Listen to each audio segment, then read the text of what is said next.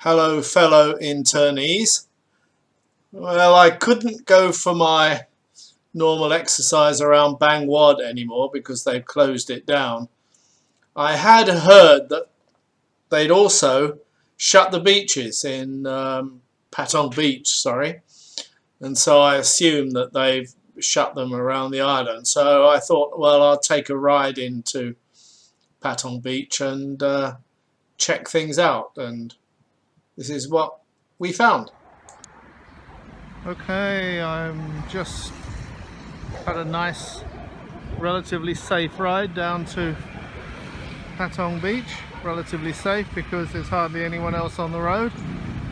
Even going over Patong Hill seemed like a breeze.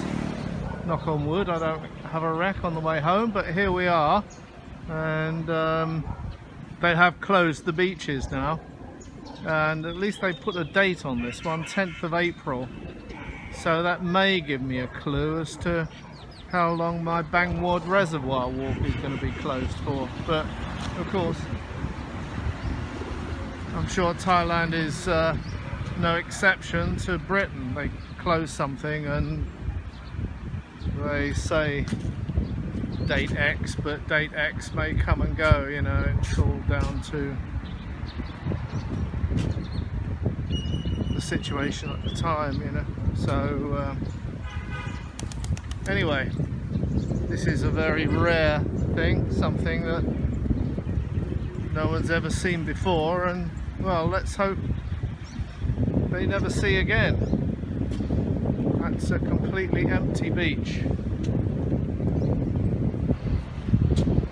Now the last vestiges of jobs and income and the ability to support your family is now gone, because even the people that were servicing the last few of the chairs and supplying them with beer and drinks and coconuts and whatever, it's all gone. Nothing now. Nothing at all. You know, it's completely and utterly devastating. No one's ever seen anything like this before. Ever.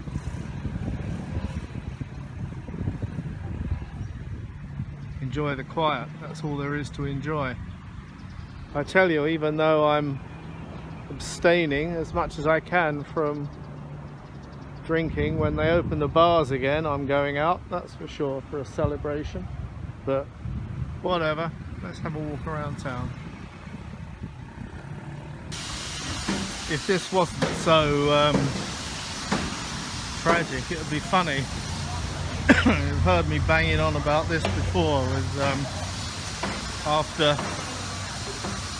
8 or 9 months of them gutting an existing building and just turning it basically back into what it was before, something the Chinese could have done in about 2 weeks. Now it's finished, or just about finished. There's no one here to use it. So there we are. And also, as I reported before, all of the street food sellers, they've long gone now, they've been banished. So there's no more street food to be had. So I hope to hell that the food shops stay open. I have got a freezer full of food, but it won't last forever.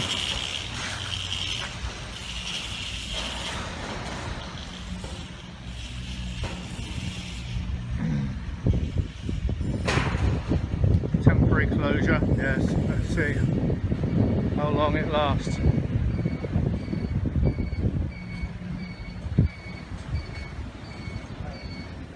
Anyway, carry on. Well, things could always get worse, but Irish pub there.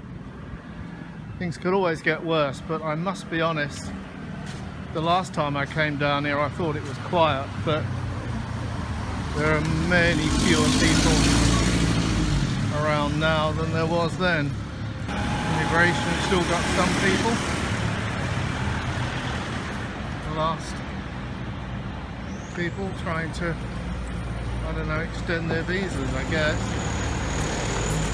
Thought most of them would have been sorted out by now. But, huge problem, huge problem. This whole frontage here has just been gutted and redeveloped. Now, no one. This is going to be a common thing for a lot of businesses around here. Spend a lot of money on redeveloping and upgrading and whatever, and now nothing. So on the left here is Soy Bangla. Not seen it like this. Not seen it like this since the tsunami. Well, I missed the tsunami by 2 weeks. I was lucky, but you can't go down there. It's blocked off. That's it. Finished. And the end.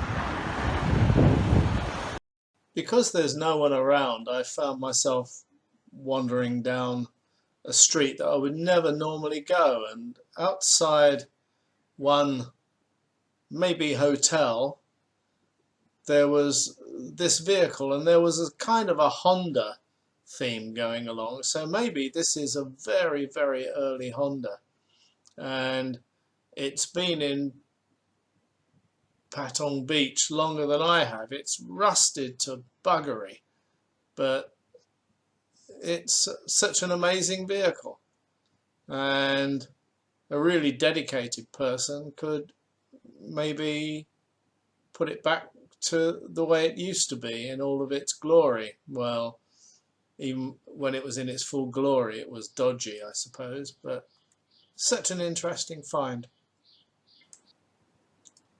So, well, excuse me for shedding my t-shirt, but it's bloody hot in here, and I'm too kinyao to run the air conditioning, so I'm just going to have to sit and sweat until this evening. But that was quite a nice venture out, and I was talking about my return ride home, and yes, I did have an incident. I was riding back, and before I'd cleared Sathorn Beach, I went round a corner and the rear of the bike slid out from underneath me for no apparent reason, and the reason was I just picked up a puncture and my rear tyre had gone pretty well flat. So I've always been dreading this scenario. What the hell do I do? And anyway, I was about 6 or 7 kilometers from home, and I've got the fearsome Patong Hill in front of me, and certainly there's no one there that can help me. All of the shops are closed, you know. What can I do? So anyway, the tyre was still on the rim, so I kept on going at about 15 to 20 kilometers with everyone, you know, buzzing past me. Everyone. There's hardly anyone on the road. It just makes you realise how much worse this could have been. So I managed to struggle my way over Patong Hill and come down the other side, and I'm thinking, well, it's still on the rim. This is going to be the end of this tyre, but if it tyre comes off the rim, it's going to be the end of the wheel as well. Anyway, it's going to have to be replaced. My sole wish at that point was to get home safe. And I thought that there would be no one there to help me, but on the other side of Patong Hill, as I was approaching Kathu, I happened to see there was a motorcycle repair shop, and there was a guy sitting in there, so I stopped and flagged him down, and sure, he started to fix it. And he was a bit worried that I wasn't wearing a face mask, and I said, it's, you know, it's Yutai Kau-i, Yune Motorsai. It's under the seat and it's inside the motorsai. So okay, and cost me 150 baht. What's it? $5. He found the nail that had gone in the tire, so I know what killed it, which is good. And when I gave him the money, I have hand sanitizer in my bag that I carry with me, so I sanitized my hands, gave him the money, which he thought was an incredibly good thing. And so I was on my way, and I decided, well, this is a trauma, any excuse, I'm going to have a beer. So I stopped into Family Mart to get a beer. And this shows you what it's like in Thailand right now. You can comment for your own experiences back in America and England, but I went into Family Mart and I made sure I was wearing a face mask, because that's common courtesy over here. They do it, they expect me to do it, and who am I to argue with them? So I got the beers in the bag and I put them on the counter, you know, Sigabong, 4 cans and blah, blah, blah. And she told me how much it was, and I was going to hand over the money. She said, no, put it on the counter. So oh yeah, that's a good idea. So I put the money on the counter, and, you know, she took it and gave me the change, and then she sanitized her hands, and then I put the change away and I sanitized my own hands as well. Big smile from her. So this is what we're doing out here. The Thai people are taking it seriously, amazingly enough, because I read a report that rules are there for Thai people to ignore and bend, you know, but you've seen by the video that the streets are deserted. They are keeping to the rules.